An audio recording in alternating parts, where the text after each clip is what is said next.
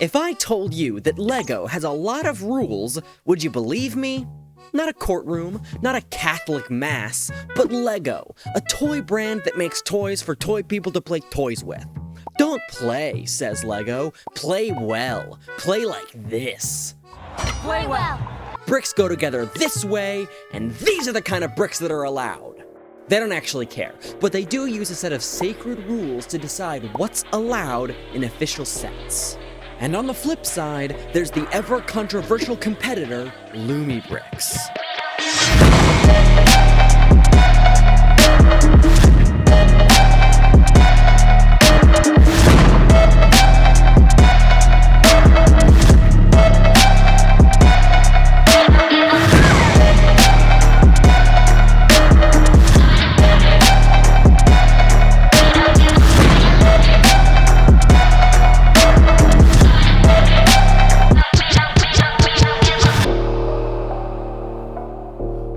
I'm Jaxom, and I say controversial because my last video about Lumibricks got a lot of very interesting comments, asking some very interesting questions, and making some very interesting points about stuff that I completely failed to mention. 20 minutes just wasn't enough time to cover everything that's noteworthy about these sets, so I want to get more nitty-gritty, because Lumibricks is breaking core tenets of standard brick building set designing philosophy, and they're doing it in style. Thankfully, they were happy to sponsor me again and sent over a couple more of their opulent Cyberpunk city sets for us to film for your enjoyment. The Cyberpunk Izakaya, the Cyberpunk Apartment, and the Cyberpunk Patrol Car. Deliver naturalistic segue. Rules is a pretty vague idea, so let's demystify a few concepts. Firstly, LEGO has rules that pertain specifically to building. Certain techniques that are quote-unquote illegal. They can't arrest you for using their bricks wrong, but anyone building on an official capacity is expected to follow these guidelines, and you're expected to do the same. Examples: you could friction fit pieces together in ways that aren't standard connections, like squeezing the side of a plate between the studs. Not legal! You could fit studs into multiple consecutive Technic holes. Not legal! Or plug Technic pins inside the bottom of a system brick. Most illegal methods are illegal because they put too much stress on the parts. Or so they say. And are right about. More examples: a wall that bends very gradually, thanks to the slightest tolerances between the bricks, rather than using a hinge piece or a curve. But even simply allowing things to fit together without proper interlocking connections, letting things be loose, can sometimes count as Lumibricks tries not to break these kinds of rules. Very often. Yet when they break them, I kinda love it. In the train station, there's a shelf of batteries where you're supposed to just squish the pieces in sideways in chaotic, sometimes firm, sometimes loose kind of ways. There's this frickin' thing on the Brick Art Gallery, posted by Super Lego Dad on Instagram. A beautiful look, a clever technique, but stretching the limits of legal connections. Their most prominent bending of the rules actually leads to one of the coolest elements of the Cyberpunk sets. All across the Cyberpunk Neon City, you'll see these plexi signs, each one a unique piece engraved with whatever made-up iconography they saw fit. They are not brick-built in any way, which is a necessary sacrifice for the internal lighting elements. They can only really be friction fit into place by whatever random building technique is most applicable to the moment. And since these aren't standard connections, every frickin' one of these signs is illegal. And of anything to come in this video, I can see this being one of the most contentious elements. Fundamentally, they are not brick built. Yet, neon signs are a fundamental part of the cyberpunk aesthetic.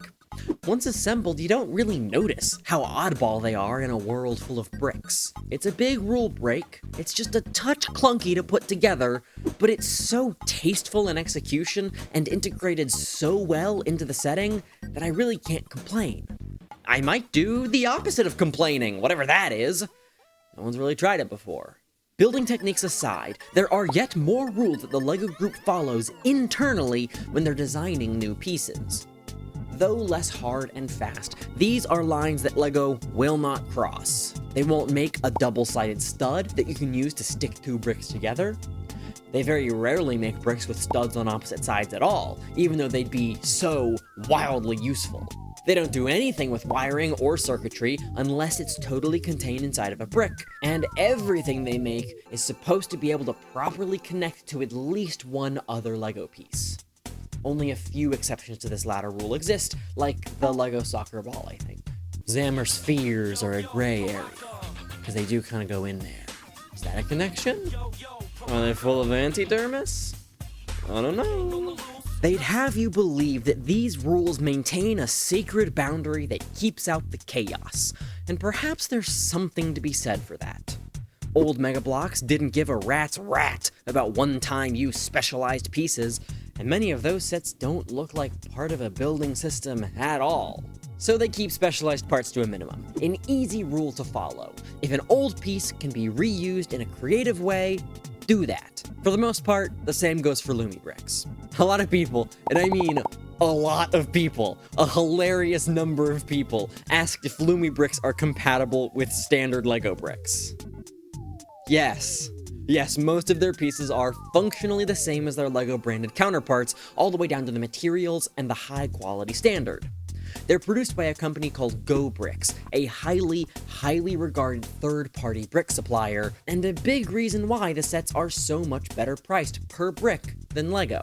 What's cool about that is, GoBrick makes some rules-breaking pieces themselves, like the humble double-sided stud, or double-sided plates pioneered by later era Mega. Lumibricks uses them a lot, and it's never annoying, never uncreative, shining a spotlight time and time again on how silly it is that LEGO draws this arbitrary line. A lot of people stop there and credit GoBricks alone as the reason for Lumibricks' quality, thus ignoring the quality of their designs, and just how many new pieces they have designed and produced themselves. Obviously, things like the signs are Lumibricks originals, but more significant are these little rules-breaking powerhouses. A whole range of hollow bricks, plates with gaps and channels, columns with trenches. These are patented pieces you can only get from Lumibricks, adding no extra cost, but incredible extra functionality. The half-brick freaks allow wiring to run up in the walls, down under the floors, along over roofs, wiring that is essential to make the inbuilt lighting work. Inbuilt lighting that's original and essential for making Lumibrick sets into completely original builds that LEGO can't even hold a candle to. You could always put a candle inside of your LEGO set, but that's bad. You know that's bad. And your mother and I need you to stop. You'd think that these wires would run straight to LEDs that you have to lick and stick onto a surface. But typically, they're embedded inside of bricks that click in exactly how you'd want. On some lights, you can even replace the outside of the fixture to change the color of the light. They make some really specialized lighting elements too. Overhead lights with built-in diffusion, so it really looks like a tiny little room light. And I can't stop thinking about the headlights of the patrol car. They could have used normal LEDs and it'd still be a step above most car models. But no, they're insane. They've made these tiny little directional high-power LEDs that beam out exactly like real headlights and light things up like real headlights and blind you while you're trying to drive safely like real headlights. Ah! Lastly, there's the things that LEGO could do that don't break any rules, but for some reason they just don't do that anymore. This is also something a lot of you commented about, so hang on to your butts. You asked for it. I'm gonna say it. Oh, I'm gonna say it. They like to print stuff on bricks. LEGO used to do this all the time back in the days of my childhood, and then they abruptly abandoned the practice, dooming us to not getting to have that anymore. The idea, I think, is LEGO doesn't want to make parts that can't be used in other builds. A plate with a map on it is always a map, whereas if you use a sticker for that instead, you can always just take this... Yeah, that comes off a lot cleaner than I expected. In contrast, Lumibricks pumps out printed bricks with reckless abandon. Every Cyberpunk set is saturated with little computer screens, shop names on windows, trash on the ground, and so many frickin' advertisements for made-up companies. The richness that this adds, the storytelling that it weaves throughout the city. Can you imagine peeling and sticking every single one of these graphics one at a time? I tried imagining it, and I didn't like it. They do some clever stuff to make it work, too.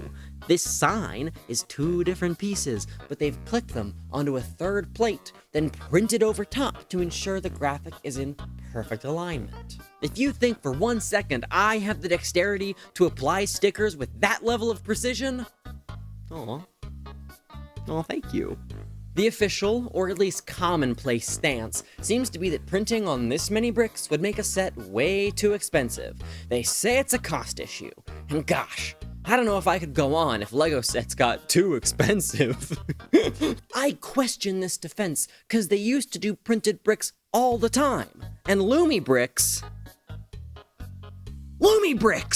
I get that it's more expensive to do things in Denmark than China, but that's a pretty good reason. Another reasonable element of these sets, something that LEGO totally could do, is Lumibricks' choice of brick color. They pick them weird. Colors that get little attention, like Rock Raiders teal, Power Miners lime green, rich yellow, fuchsia. There's definitely official names for all of these plastic colors, and I don't know them. Keep it to yourself. I find the colors quite lovely, though it's hard to say exactly why they pick them like this. Could it be a direct response to LEGO snubbing these colors? Lumibricks choosing to fill out a different space, visually skewing their identity in more ways than only lighting. It adds an additional element of surprise to each build when you open up the next set of bags and go, I have never in my life seen those pieces in these colors. The Cyberpunk sets make a particularly bold use of very light gray, off-white. It perplexed me at first. When you think Cyberpunk, you don't think off-white, you think dark, grimy, gunmetal gray with a sheen of acid rain, not the hue of your grandmother's sheep-shaped salt and pepper shakers. While odd, it's a well-chosen base.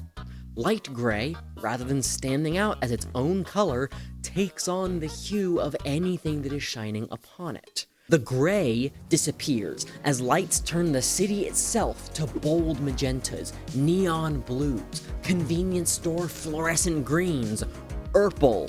So much can be gained by stepping just 1 foot outside of the box. Breaking just 1 rule can transform the artistic process, the design process, the building process. But to break rule after rule after rule, to buck convention at every turn, yet produce something so undeniably gorgeous, that takes mastery of craft. You must learn the rules, master the rules, to know exactly when and how and why to break them for maximum effect. That's what Shakespeare did with language. That's what Speed Racer and the Spider-Verse films did for movies. And in my opinion, that's what Lumibricks is doing for brick-built playsets.